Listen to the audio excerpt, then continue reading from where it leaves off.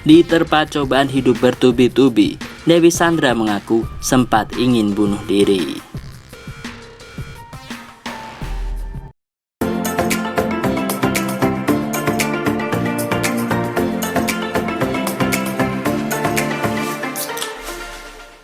Penyanyi Dewi Sandra membagikan kisah kehidupannya.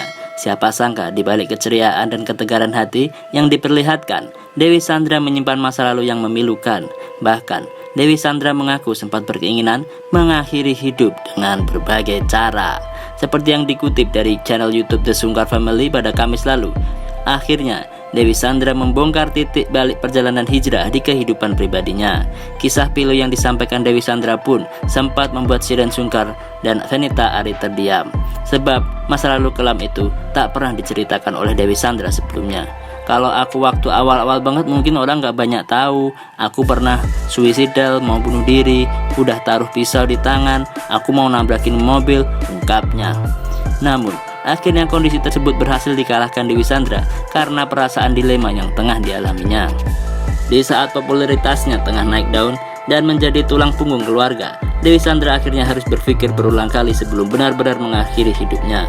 Tapi saat itu lagi pik-piknya lagi nyanyi. Di saat bersamaan itu nyokap lagi sakit gagal ginjal. Terus itu lagi kasus rumah tangga. Terus pokoknya hal-hal yang membuat aku gila, tuturnya. Dewi Sandra mengakui telah kehilangan arah dan merasakan bahwa dunia tak cukup adil untuk dirinya saat itu. Ya gue kayaknya jahat banget juga enggak. Gue gak pernah nyuri, nyolong, nyakitin orang dari hati. Kok diginin terus ya, ungkapnya. Punya uang, punya popularitas, hatinya los banget, sambungnya. Terus bertanya pada diri sendiri, namun tak menemukan jawaban. Akhirnya Dewi Sandra pun berupaya memperbaiki diri dari segala hal. Namun, perjalanannya kala itu tak serta-merta membuat Dewi Sandra langsung menemukan solusi.